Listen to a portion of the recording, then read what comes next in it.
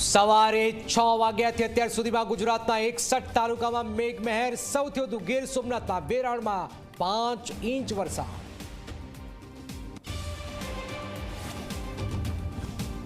ભારે વિરોધ બાદ રાજ્ય સરકારની કેબિનેટ બેઠકમાં મોટો નિર્ણય। મેડિકલ કોલેજની ફીમાં ઘટાડો, 5.50 લાખની ફી ઘટાડી 3.75 લાખ, તો મેનેજમેન્ટ કોટામાં 12 લાખ કરાઈ।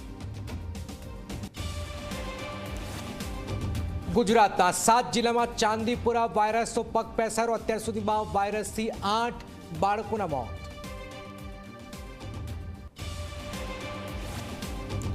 વલસાડના નાના પોંડા નજીક ટેમ્પો રિક્ષા વચ્ચે ગમખ્વાર અકસ્માત, 3ના મોત, રિક્ષા ચાલકની પણ હાલત ગંભીર।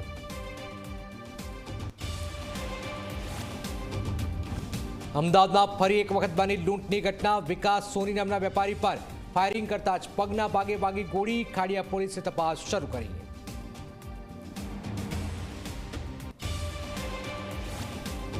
રાજકોટ મહાનગરપાલિકામાં અધિકારી રાજ હોવાનો કોર્પોરેટર વિનુ દવાનો આરોપ। આજીર એમના પાણીને લોકો દૂષિત કરતા હોવાની ફરિયાદ। 3 મહિના બાદ પણ પગલાં ન લેવાતા રોષ।